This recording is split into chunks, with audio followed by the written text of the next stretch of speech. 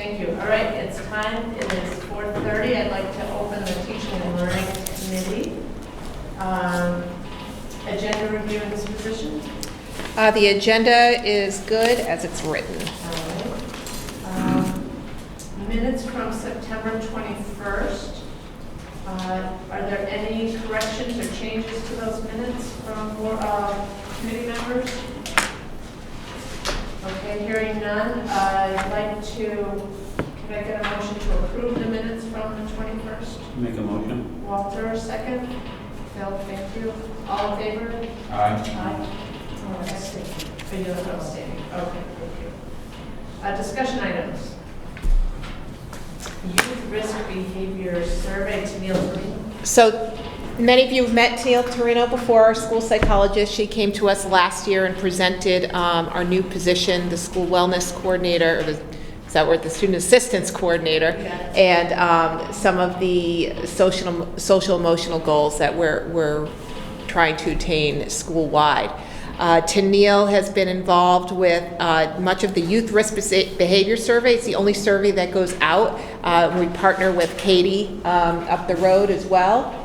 It's a statewide survey, and these are the results from 2019, so they're backed up a little bit because of the COVID piece. But it's interesting. So Tennille's going to summarize kind of where Plymouth Regional High School students answered, and kind of our red flags that we're seeing along the lines of substance abuse and other issues, and how we're addressing that. So I'll hand it over to Tennille. Great, thank you, Kyla. I do want to say and just reiterate what Kyla said, that this is 2019 data, and I do anticipate that when we take the survey this year, 2021, that our results could be different, very different potentially, but I also anticipate that results statewide and nationally will be different as well. So we'll hopefully be along the trend and curve with everybody else. So just a little background on the survey. It's 91 items. It's a partnership between the New Hampshire Department of Education and DHHS. It is the only survey that our students here at Plymouth fill out. It is an opt-out. It is supposed to be administered every other year, but of course we're off cycle because of COVID-19. So the health risk behaviors are delineated by grade and gender. Our response rate in 2019 was 86%. 570 out of the 664 total students took the survey, and results were extrapolated using enrollment data to account for students who were not included in the survey, like students who are in special ed and not able to complete the survey independently. So these are the 11 categories of questions. I will go through a few questions from each category here just briefly to give you an idea of our results. But I thought this is a good kind of overview list of the areas to be thinking about when we're reviewing the data. Other health risks is things like how often do you go to the dentist or the doctor, those kinds of things that don't fall into the other 10 categories. I'll share this PowerPoint with you all. On the left there, the 2019 summary. I do have I think it's a 3-page document, just a summary of every question, how our students answered and how that compares to the state, kind of all in one concise place. But the data points I'm going to share with you tonight are a selection of those questions. Like I said, we're going to give you a variety of the categories, and the data that I'm showing you is our data versus New Hampshire, as opposed to versus the United States. Question 52, I am going to read these out loud. I'm well aware that you can all read, but I think it's just helpful to kind of get an idea of what we're talking about here. This is about how often do you wear a seatbelt while riding in a car driven by someone else. So that's the question, and the report data is worded a little bit differently, so I put both in each slide. Number and percent of students who rarely or never wore a seatbelt. So our percentage rate is 7.9 versus the 5.6 from the state. So fairly close there. For the record, most of our data is pretty close, within a few points, percentage points. During the past 30 days, how many times did you use marijuana? Our students listed 32.9% versus the New Hampshire average of 26.1. This has been consistent with our data over time, and it has been a little high. Getting marijuana, how hard or easy would it be for you to get some? Who think it would be this is a percentage of students who think it would be very easy for them to get some. So 42% over 39% of New Hampshire. And again, that data is consistent with our data over time, at least the last 6 years that I have had access to the information. This is about prescription drugs without a doctor's prescription. How easy or hard would it be for us? We're below the state average here, only just. New Hampshire's at 10%, we're at 9.3. Past 30 days, how many days did you have 4 or more drinks of alcohol in a row? Again, we're a little bit high here, above the state average, but not by much. How wrong do your parents feel it would be for you to have 1 or 2 drinks of alcohol, an alcoholic beverage nearly every day? Pretty close. It's a good indicator. They were right on par with the state. How many times did someone you were dating or going out with physically hurt you on purpose? 8.5% versus the 7% from the state. Again, this was during the past year. So that's sure. May I ask a question? You sure may? Where it shows PRHS 40 over 464 students, that means only 40 out of our 464 responded. Correct. So, of the number 40, Yes. 8.5% of them. Correct. Okay. Wait. No, Yes.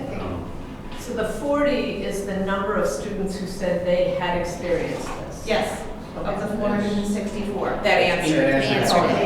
Okay. It's not 40 responded. Oh, I'm No, sorry. No. We had 86% respond to the survey, so that the 40 Okay. agreed with that one. I apologize if I misunderstood. Thank you. Pretty close here too, sexual intercourse. Again, we're talking about high school age students, 47 versus the 39.8%. Pretty typical. During the past 3 months, how many people did you have sexual intercourse with? This is a little bit of an alarming number. Percent of students who are currently sexually active during the past 3 months, because our numbers are high. Again, that data has been consistent over time, but still something to be thinking about in terms of interventions. Attempting suicide, this is about self-harm in the past 12 months. Our numbers here were a little low, below the state average. This is about vaping. This was, again, 3 years ago when our vaping percentages were pretty high here at the high school. The perception now is that they've gone down somewhat, so I'll be interested to see what this data looks like this next round of survey. Be any more in line with the state average, who knows.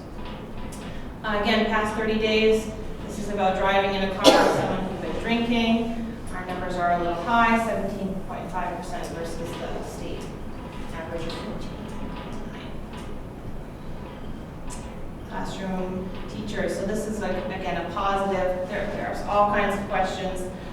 This one is about breaks during the classroom. Our numbers are really high here, which is great to see that teachers are giving students physical movement breaks in the classrooms, especially because we have those 90-minute class periods that can be very long. So it's nice to see that students are reporting that teachers are giving them the breaks. And now, again, I'm anticipating this number will remain high because of our mitigation strategies that are still in place and that teachers are taking breaks even more frequently throughout those 90-minute blocks. That's good information. This is about being incarcerated, jail or prison. Our numbers here are a little high. I think this is a good, I showed this to our teacher leader group a couple of years ago when the data first came out. good information for people to know. I think this is information about students that teachers don't often know. This kind of thing while students are in their classrooms, and so I think it's just something to kind of be aware of for teachers, and so it was a little eye-opening for them, I think. Sure. In that situation, it would make a difference if you had multiple students from the same. Sure. parent. So three kids from the same house could have said, oh, Right. yes. So the actual percentage of households might be lower. Percentage of households might be lower. Yes, percentage of students. Right. This isn't per household, Yeah. but yeah. Although we have met with folks from the Grafton County Jail and the Berlin prison, and this area does have parents that are incarcerated a little bit more than our surrounding areas. So some of our towns within SAE 48 do have a little bit higher. Yeah. Than Here, most of typically our area and north, our numbers are a little high compared to the state.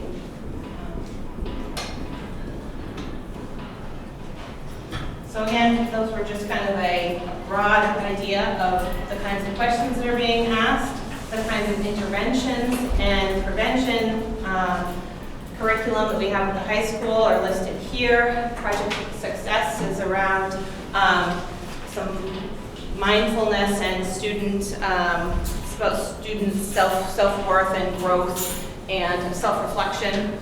Prime for Life is a curriculum based on substance use, intervention and prevention. We meet every week, as you know, with our student support team to triangulate data with student grades, attendance, nurse visits, and discipline reports to have a gauge on how students are doing. As you know, we have many, I think 32 now, co-curricular clubs and groups that have started to recently have their own student-led groups and initiatives around, most recently, culture and climate, which I'm really excited about, because I think I'd have to collect some data to support my thoughts and feelings about this, but I anticipate that we have had kind of an impact, the COVID's had a negative impact on our culture and climate at the high school. Students are kind of isolating and worried about themselves a lot more than they have been in the past, worried about kind of their community and the community that we have at the high school here. So they have come to the leaders here in the high school and asked to be a part of initiatives, which is a really nice shift to see. They've also, in the past couple of years, instituted alternative detentions and suspensions. So instead of a student coming to the high school for 3 hours on a Friday afternoon and sitting doing nothing, they're out in the community doing a service project, or they're helping Mr. Austin get ready for a game and put up signs and those kinds of things where they're physically doing something and being productive. The same goes with our suspensions, that students aren't just on a 5-day vacation anymore. They are with a staff person who is working with them to, again, do some kind of community service project, service learning project, or help out in some capacity. And then, of course, we always have our referral to community resources like Katie and Restorative Justice that have been consistent. And we do have a interagency meeting that meets once a month to meet with local JPPOs so that students who are in that system are monitored by both us and the juvenile justice system.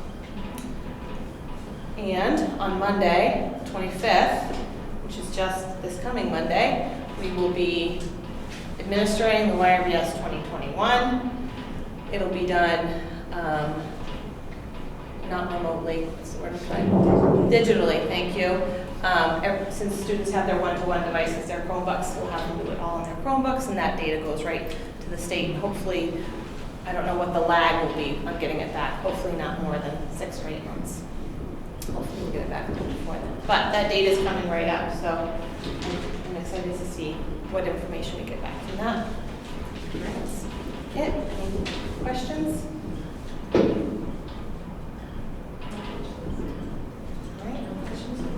Thank you for your time. Yeah, you're welcome. Absolutely. Thank you. Yeah. I have Pam Martin here as well. She's coming to go over the Esser Grants Grants, which is all the grant funding attached to the COVID-19 relief. So the allocations toward the high school are quite significant to address anything that has to do with the pandemic. So that's kind of the language that Pam uses over and over again. So I want to have her give you a brief overview of what we've been working with John Francis, as well as Bruce, in regards to learning loss as a part of the grant, and then the other piece is upgrading facilities for ventilation and to promote mitigation strategies to be implemented. So Pam? Thank you for having me come speak to you this evening. I want to share with you that my goal is to not kill you with acronyms, and that is the world of grant writing, especially when it comes to COVID relief money. So you've heard terms out there of CARES, you've heard Esser, you've heard all of that, and really what they're talking about is COVID relief funding.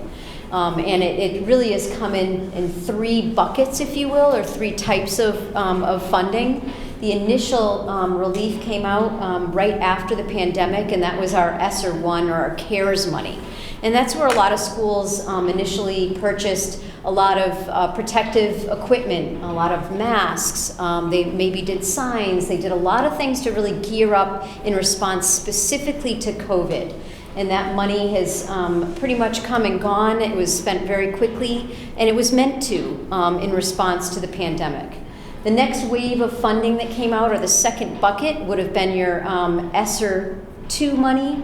Some people call it CRISA, but that money, and the third bucket, which is your Esser 3, your American Relief Protection Act. You might hear that sometimes in the news. That money is still viable money, and money that here at the high school is still being planned and put into use. The Esser 2 money runs until September of 2023, and the Esser 3 money is available actually until September of 2024. And the Esser 3, the larger bucket of money, is the one that does have a provision in it that states that you have to have 20% of that funding that is specifically towards learning loss or support for students in dealing with social emotional learning or supports in relation or due to the pandemic. The other thing that's a little different about the Esser 3 money is the language changed in that one to not be in a direct result specifically to COVID, but to also gear up for other infectious diseases. So it's interesting that they're sort of, what can we do to prepare schools for if there is a need for supports for, a future pandemic. And that's where a lot of the projects are being planned for larger things, such as HVAC and ventilation systems that really have a pretty long life of supporting students, not just currently, but in the future years within the schools. So one of the projects here that's planned or that's been discussed heavily is the HVAC upgrade. And also a second plan is some changes to our bathroom and our locker room system so that we can really make sure that we have appropriate social distancing that goes on in those spaces. And those are really the 2 large projects. Now on to the money. How much did Plymouth actually receive for money? So I can break it out by bucket, or I can just say that overall the total COVID relief funds that were received was $2,746,000 and $746,332. So $2.7 million. And the total Esser was $1.6 million. And the amount that a lot of people want to know as well is how much is it that is going towards that learning loss, and that's around $335,000. So some of the things that we're doing with that is looking to have the reading and writing specialist come in to actually support students with loss in reading, and also work with consultants and other programming to be able to support students, such as social emotional learning with the one of the assessments would be a DESA assessment to identify which students would need supports and things like that. So I threw a lot at you in a very short period of time. But I wanted to keep it, really trying to stay out of the acronyms that are associated. But I can, answer questions for you. I can go through the process for approval and really answer questions that you might have. Any questions on those grant funds?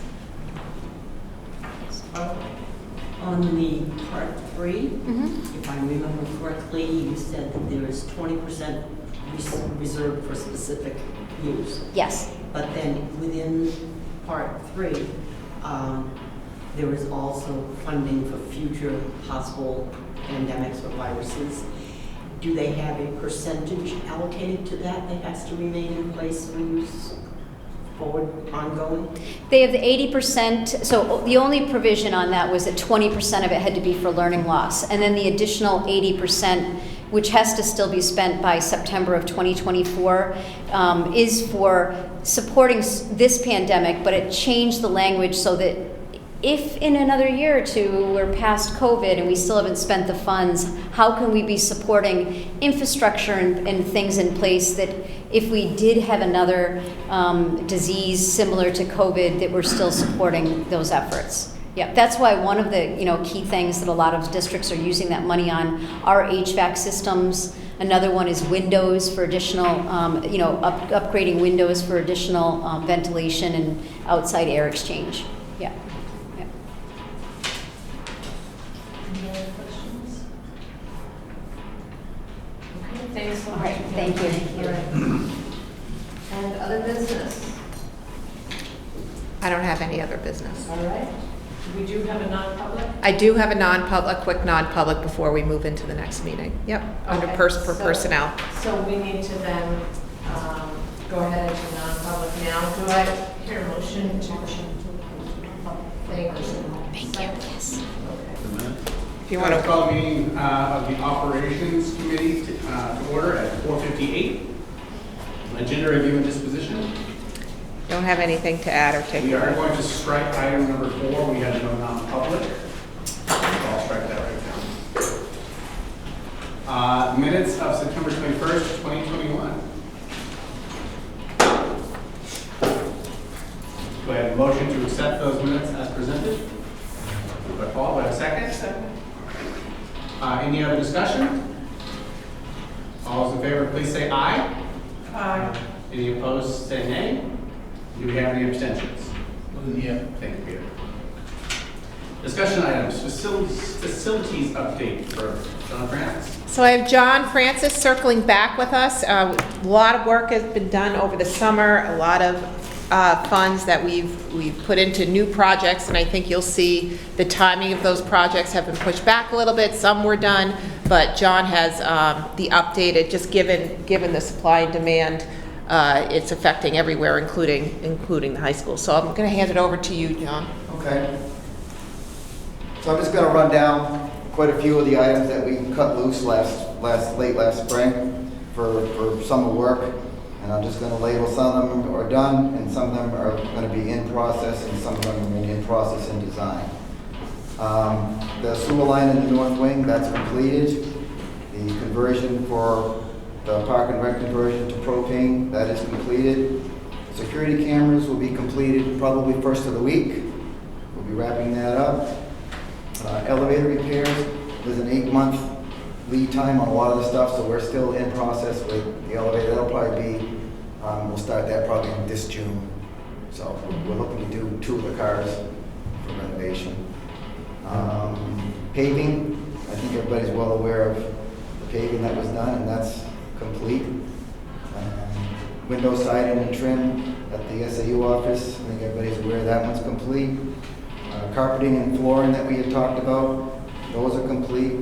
The kitchen downstairs with the griddle and ovens is done. The ceilings downstairs are done. The parking, I should say building and grounds roof, that's done. The components that we bought, the new tractor and aerator is in and operational.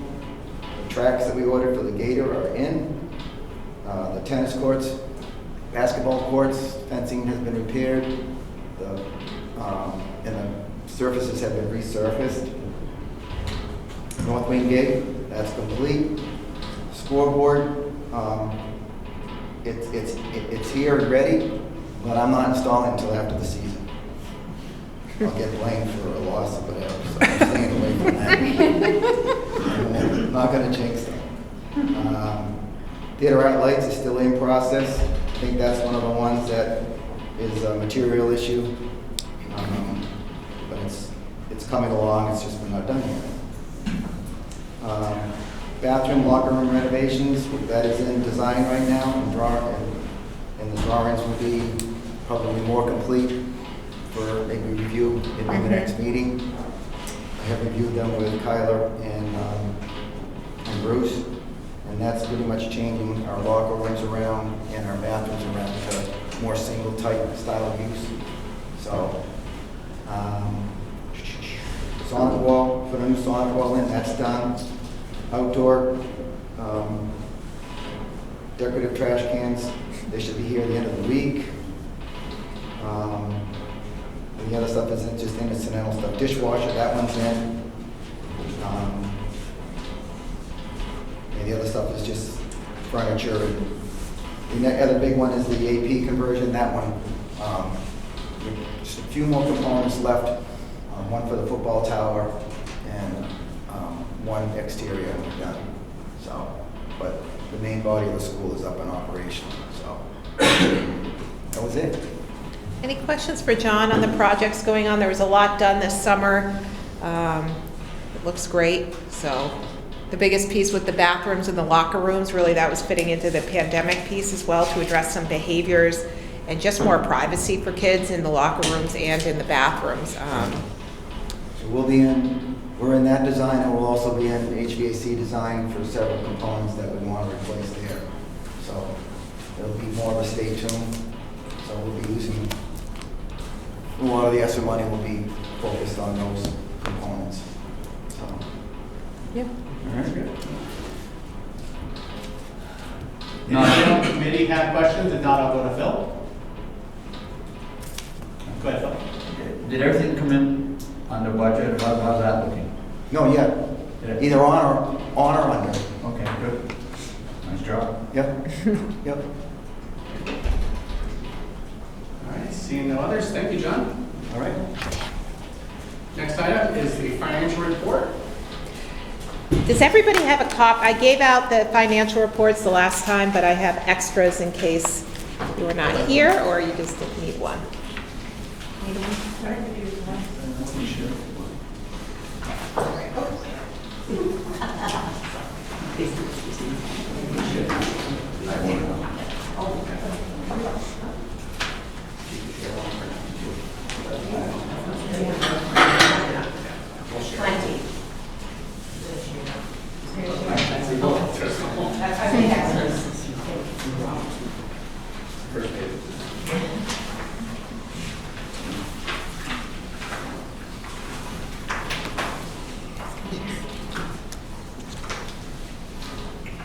Dan, do you need this? All right. So I have Dan here to he has all the numbers in his head.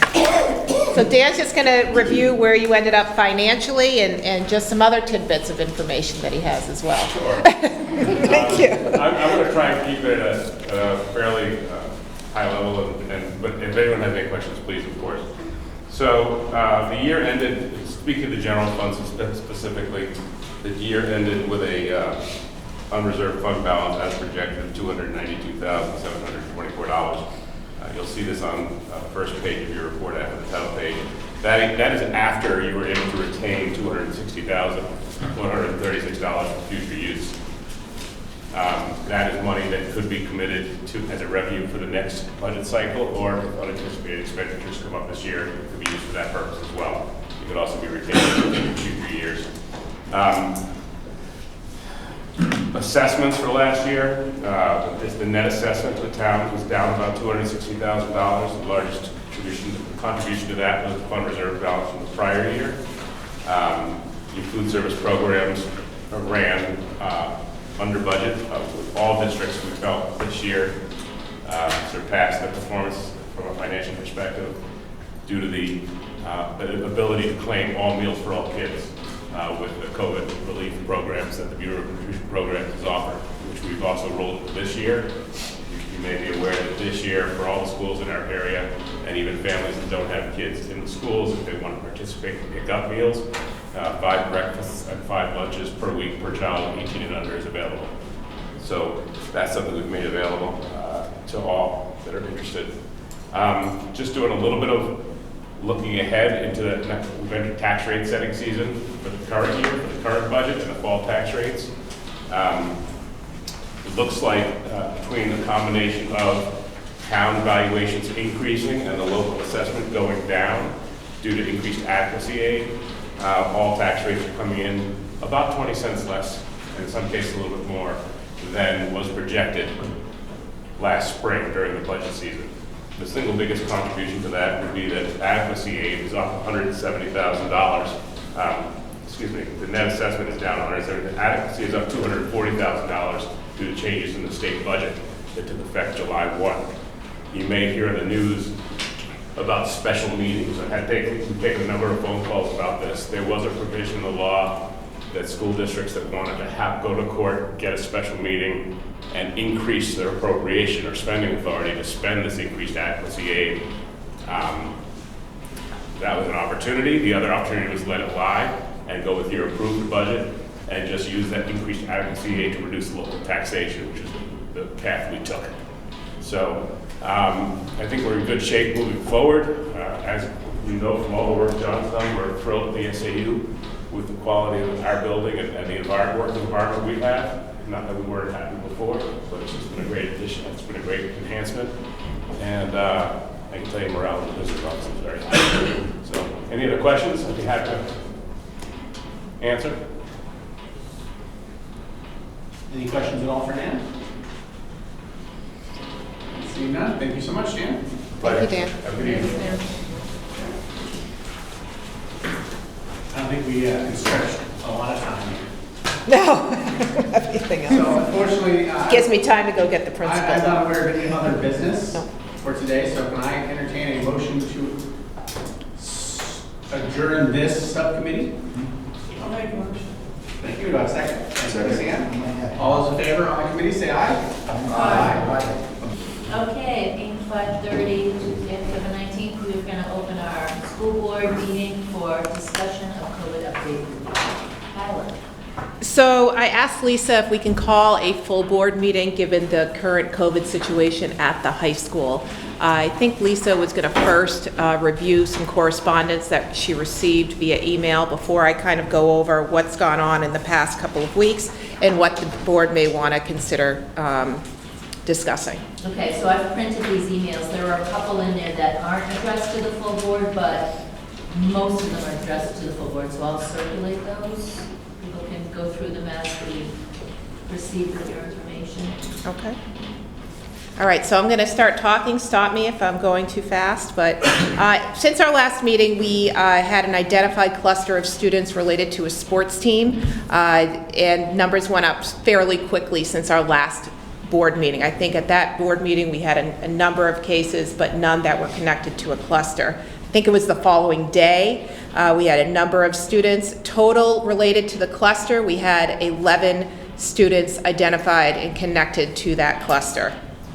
We talked with the Department of Health, and even though it was, I'm going to back up a little bit, there were 11 students connected to the cluster.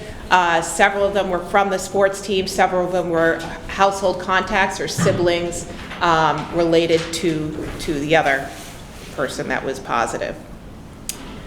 The other piece that was going around is that there were a number of different viruses. So we had our attendance rate, we had a number of kids out, a number of students that tested negative that did have something else going on. We spoke with Spear, and there was a respiratory illness going around as well as a significant increase in COVID numbers. We had a number of students out for 10 days. So remember the guidelines with the Department of Health is not that you have to exclude close contacts anymore, that you monitor. So we were asking close contacts that were returning to school and not a household contact to wear a mask and to test within 3 to 5 days after being identified as a close contact. A number of students were sent home. The nurse's office was very busy. We were very busy monitoring that situation. As you saw each day, the numbers have increased quickly. We've already experienced a cluster at Wentworth Elementary School. Same thing happened. It seems like once the cluster is identified, given the number of children and families or the number of close contacts, the numbers grow fairly quickly from day to day. It seems like Mondays we get hit pretty hard with whatever's been happening over the weekend. Some of these cases in the cluster were related to outside social events as well. So that's something that we are monitoring at each school. Thornton has just been identified as a cluster too. So just different scenarios that are related to the connected cases. We did have to remind parents that screening is super important. We did have some students that were coming in, and we had to send home a number of students that were coming in with symptoms. So in order for the multiple layers to work, I think it's, we did send out a reminder, and I think you may have seen it on my video or however I communicated that out, that it's important that if a child is sick, they stay home. You test, you have to return with a negative test, and symptoms need to be improved. So that was just something that kind of snowballed as well. We met with the Department of Health multiple times a day to target the cluster and any mitigation strategies that we needed to increase with that specific sports teams or the number of related cases to that. Some of the pieces that we put into place, one you remember from the last board meeting, you don't require masks, so I can only strongly recommend masks within 6 feet indoors. I would say there was an increase in mask wearing, but typically at the high school, if it's optional, there's not a lot of mask wearing happening. We did the additional mitigation strategies that we put into place for the staggered lunches to hold any larger events outside. Staggered locker room time, staggered small workout groups, and then again, just reminding, the Department of Health said to just remind folks that the screening is super important, and to go from there. We are down to 3 cases as of tomorrow, current active cases, but to date, I just counted up yesterday, so this may be a little off with today, about 46 students have tested positive from the high school since the beginning of the year. As far as masking requirements, the Department of Health did ask the board to discuss considering masking when there's a outbreak or a cluster, or if they're not comfortable with that, to at least maybe consider requiring masking. One suggestion they said was, can the sports team wear a mask in the locker room at least? So it's just something that the reason I called, we called the board meeting is that at least you can discuss those pieces. I think that's important. As far as mask requirements across the district, Waterville, Holderness, Thornton, and Campton have indoor mask requirements at some level. Optional is still Rumney, Wentworth, Plymouth Elementary, and the high school. Rumney, Wentworth, and Plymouth did put in a provision giving me the authority to require masks if there's a cluster or outbreak identified for whenever, I'm not going to say just for 2 weeks, because really the cluster closes after the last case is identified connected with the cluster 14 days later. So like the high school cluster, although all the students are back that have been identified in that cluster, Friday is the date that closes because it's 14 days past the last exposure. So any questions on that piece? And then as far as the Lakes region, there are a number of schools that flip between requirement and recommendation or optional. I think it's a pretty divisive topic that has almost come up at every board meeting every month, but I think it's important for the board to discuss tonight. So I would leave it to you. All right. When you say the last exposure, and you're talking about the cluster being closed, is an exposure someone that's just been exposed to the cases, or is that someone who's tested positive? Sorry, the last positive case associated with the cluster. 14 days past, and the Department of Health is actually the one who closes out the case, closes out the cluster. Mine is not a question, it's more of a concern, and one of the things that is occurring to me is that it doesn't seem as though the kids who are getting COVID are getting super sick and in the hospital. I don't think there are any cases today of children in New Hampshire in hospitals, but I'm very concerned about their missing school, this number of kids missing school for 2 weeks. They're losing a lot of educational time. They don't all have access to their teachers on Zoom. And so it seems to me that if there is a cluster or an outbreak, I'd love to have Kyla have the flexibility to put a mask mandate in effect for that short amount of time while there is still a cluster until it closes out, just to try to mitigate some of this. I don't believe that it's, I don't want to see an open-ended mask mandate at this point in time, because I don't think that's necessary personally. But I would really like to see some flexibility in the event that we get another cluster, that we're not all called in again to have this conversation again.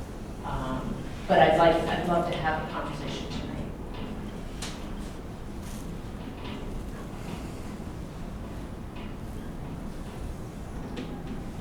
If there's no, I would actually put a motion on the floor to allow the superintendent the flexibility to temporarily require masking indoors within 6 feet when there's a cluster or an outbreak at the high school.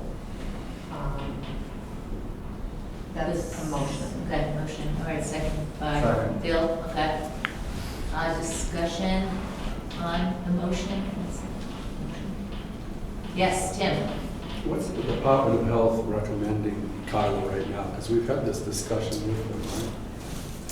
Yeah, I mean, they asked for the board to consider a requirement if there's at least if there's a cluster or an outbreak, or if you're not comfortable with that, to at least allow targeted masking, as they call it. So, which is a little more difficult in a high school to just target. I mean, our kids are mixed grade by grade level.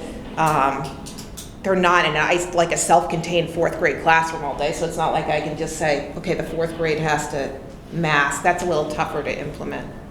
But they just asked the board to consider a temporary requirement that they've had some success with mitigating some of the COVID cases when there is an issue. Bill. Go ahead, Tim, and then we'll do Bill. Just a follow-up question. Sure. None of the sports teams are wearing masks as they play the sports right now, right? Correct. It's not been required. Indoors or outdoors. There's no recommendations for outdoor masking at this point. And there's 1 or 2 schools I could think of that require sports. It's schools with mask mandates that have the athletes wearing masks indoors. So these 11 students were from one sporting event, I'm assuming. So the 11 students are from the cluster. There were a number of those students related to the same sports team. We had a previous cluster with a sports team, a different sports team, and we were very close to a number of cases on multiple sports teams or co-curricular. Bill. I mean, logistically, if this motion were to be approved, what would that mean for Bruce or whomever as far as the logistics of implementing it? Because kids wouldn't, I don't think, would necessarily be carrying their mask with them. And would we have them available to be handed out whenever that was, just like that? Yep. Okay. I have plenty. So We have be plenty ready of if she institutes it. PPE available, Okay. left over from the last time it was implemented. But typically, we need a few days. If you did something like that, it does impact a lot. So we just need a day or 2 to expect that. Have to get the kids acclimated back into it. And if you went with a motion like this, there's 3 more days left of this cluster. So it would be a little quick to, but in the future, that would be helpful too. So just. Bernie. So, if you were to try to do something like the targeted masking, like department said in the locker rooms or whatever, how difficult would that be to enforce or to manage? I would have to, I'd assign somebody down in that area to, you know, when it's being used. I know the times that the kids use it. I would assign a particular person to that to make sure that that's followed through.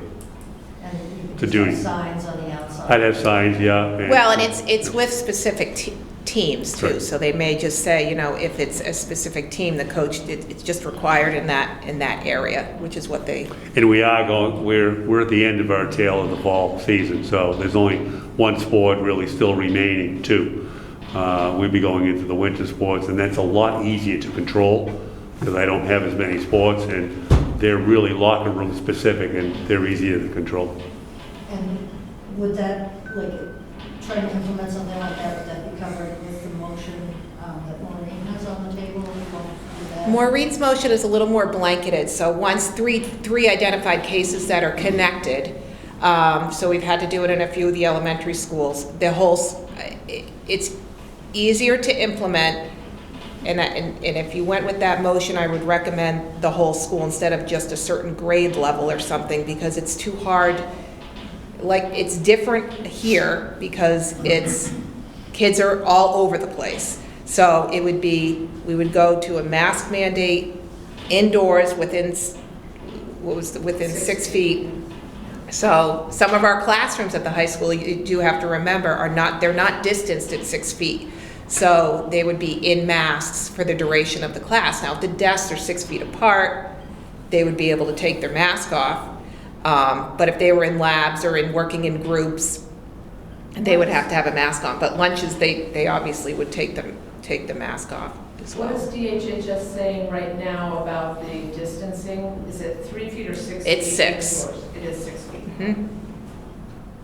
Maureen, Sorry. Harper? Thank you.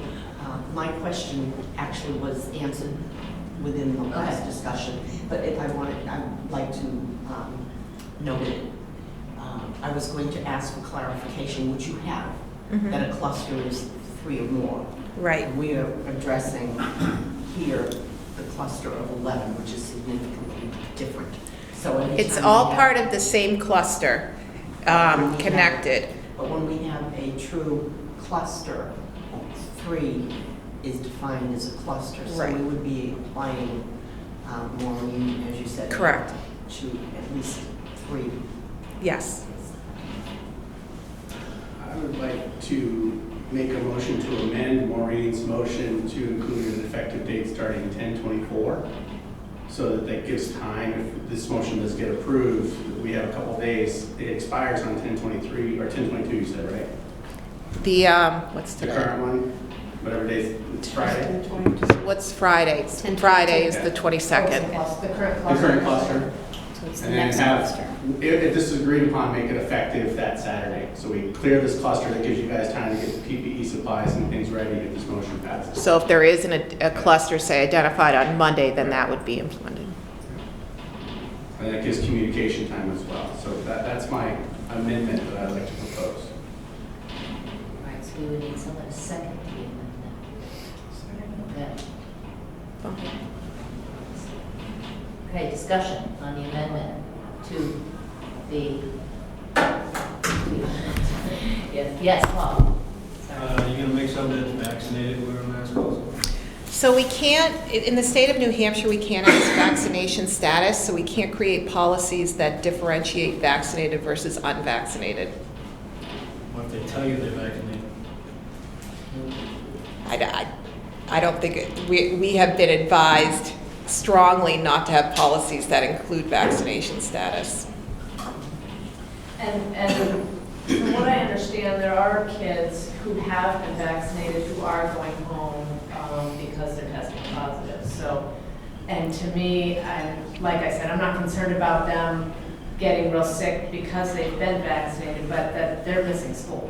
And that to me, we've already got kids who are falling behind because of COVID, and we've already talked about learning loss mitigation strategies, and I'd hate for that to get too far along.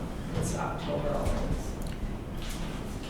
Yeah, the quarantining guidelines, so the students that test positive are positive from the day symptoms start or from the test if they're asymptomatic. The piece that is holding kids out a little bit longer, if the parents are so most parents volunteer if they're vaccinated or unvaccinated, but that's following the Department of Health. And if they're unvaccinated, then they have to stay home an additional 10 days from the last exposure to their household contact. So some kids are out more at the elementary level than the high school level for 20 days, given some of that. Tim? I'm just curious, Bruce or Kyla, if you've heard from any of the students and what their feelings are about this situation. I've heard not one student has complained to me or come to me with any concerns on that. Not one. I mean, they are young adults. So. They are, and I'm out and about the majority of the day, 2 or 3 times through these classrooms to check on them. I'd like to move the question on the amendment. Okay, so I need a vote on the amendment to Maureen's motion. Which was to have an effective date of Saturday, October 23rd. That's just on the amendment. We're just voting on the amendment, but we have to close the amendment before we go back to the discussion on the big group. Yeah, you need a motion for. I'll second that. They just have to vote. We just have to vote, because we had a second by Ronnie. Oh, you did? Okay. All those in favor? Amendment. Aye. Opposed? Abstaining? Okay.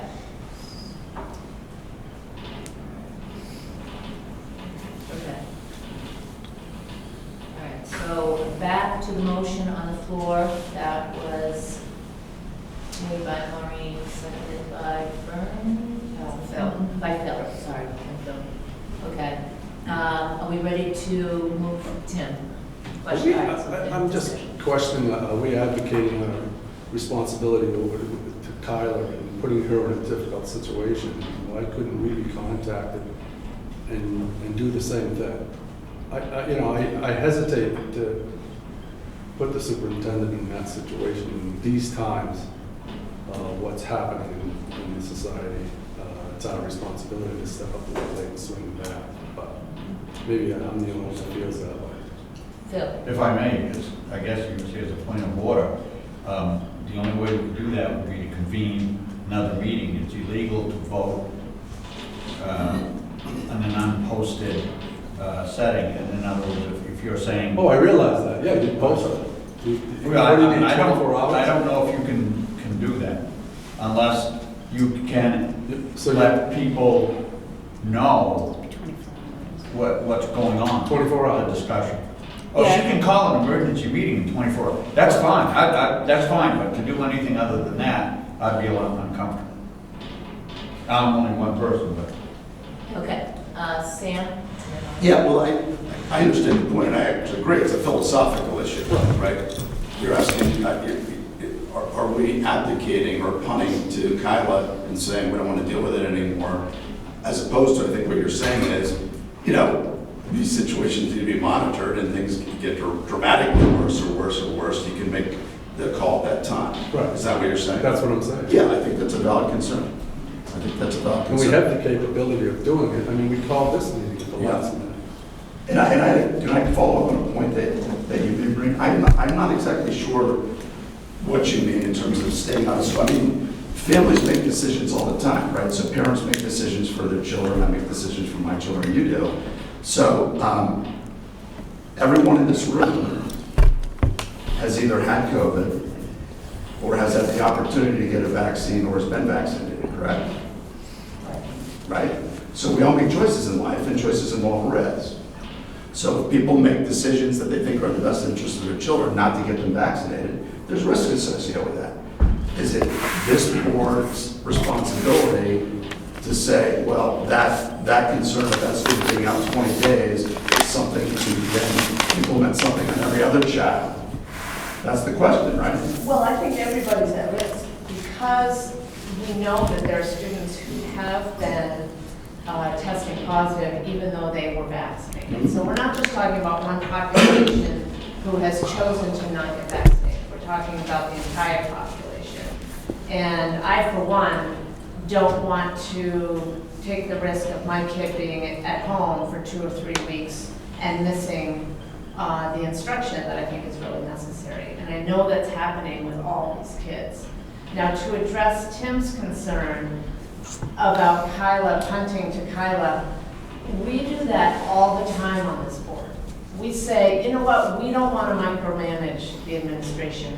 We want them to be able to make decisions that are appropriate to the school and for the kids. So I think that if Kyla feels comfortable with this, then I think it's a reasonable thing to do. Tim? I think you missed what I had said. In today's environment, in today's world with what's going on, we have the FBI being involved, according to our Attorney General, for somebody who wants to come to our board meeting and speak. Now, I would never, ever advocate that in my life. If any board, any school board, any member of this community wants to come and talk to this board, they have every right to do so at any point in time. And I thank God here in at least New Hampshire, we're standing up to that. And that's what I'm saying. Okay. I'm nervous about what's going on and where it's going to go from here. That's all. I'm not saying, you know, and I know we have to post, I know it's going to take time, but I just don't want it to go down that rat hole myself. If she's comfortable, you know, she's comfortable. But I'm just asking, we need to look at that and consider what we're doing. That's all. It's not just giving her the chance to spend something out of the budget that we know is there because we know how to do it.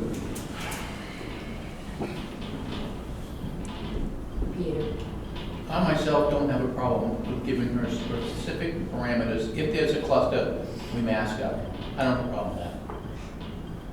Well, and we could identify it too. I could, if the motion needs to be changed, we could do the identification now and say if there's a cluster, the board would like to mask in that event of the cluster until that cluster is cleared. And that takes the onus off of Kyla and creates that as a board decision. So I would go either way with that. But I think as the motion currently stands, we are in fact doing just that if it passes. The board has actually agreed that if there's a cluster identified by the Department of Health and Human Services, because they're the only ones that can identify a cluster, that's when the superintendent would require the mask mandate. So I think we're actually saying we're not making any further amendment. We're, as a board, that would be the agreement if everybody voted on it. So she would just be enacting what we wanted I her to see. do. Okay. Yeah. Lisa. Bernie. Back to the whole targeted thing. It seems like a lot of these you're saying are related to sports games. And, I mean, to me, rather than masking the whole school, if we could control the locker room or those areas where presumably there's a lot of transmission going on, that would be a more focused, easier thing to do. I'm not really making a motion or anything, but I'd rather see specifics that maybe could keep it from becoming a cluster. I don't know if anybody else has any. Paul? I still have a question about, is close contact still considered somebody within proximity of a positive case with or without a mask? So if you're using a mask, so if masks are required, it's within 3 feet. If masks are inconsistently used, it's within 6 feet. But it's still a close contact if you have a mask on or not? It's a close contact, yeah. But close contacts do not have to quarantine unless they're a household contact of the positive case. No, but I'm just saying, if somebody's, you know, so what purpose of the mask serve if you can get COVID from being close contact anyway?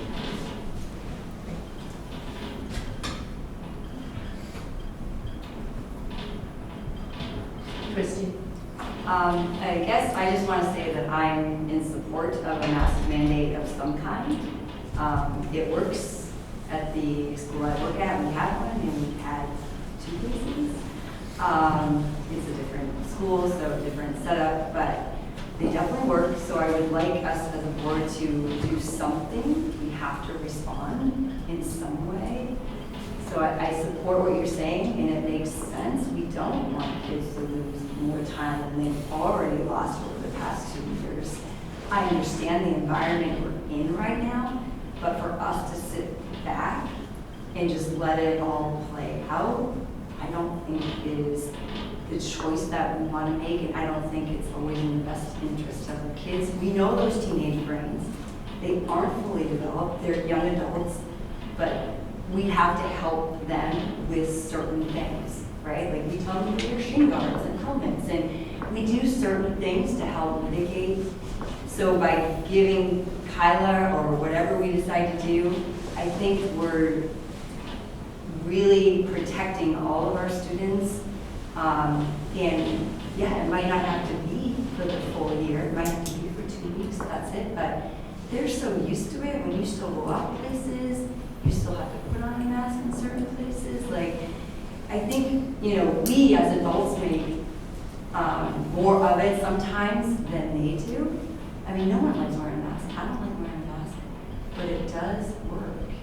And I do just want to voice my support in doing something that involves some kind of masking at some point in time, whether it's a cluster or however we do it.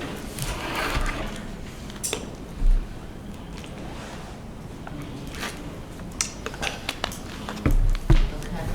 Oh, yes. Move the question. Move the question, okay. So, Maureen, want to repeat your motion for me, please? Yeah, I'd like to make a motion to allow the superintendent to temporarily require masking indoors within 6 feet when there's a cluster or an outbreak in the school, until the cluster or outbreak has cleared. What's the definition of an outbreak? An outbreak is 2 connected clusters. So you can have, so for example, if you had 3 cases on the soccer team related, 3 cases on the football team, that would be considered an outbreak. Okay, and that was seconded by Phil, and then your amendment, With the effective date of 10/23. With the effective date. which yours was seconded. Bonnie, thank you. All right, we're voting. All those in favor, please raise your hand by saying aye. Aye. All right, opposed? Abstaining? Okay, motion approves, passes. Okay, is there anything else you wanted to add? Nope. Okay, a motion to adjourn. So, Made by Tim, seconded by Peter. All those in favor? thanks. Aye. Opposed? You're welcome. Abstaining?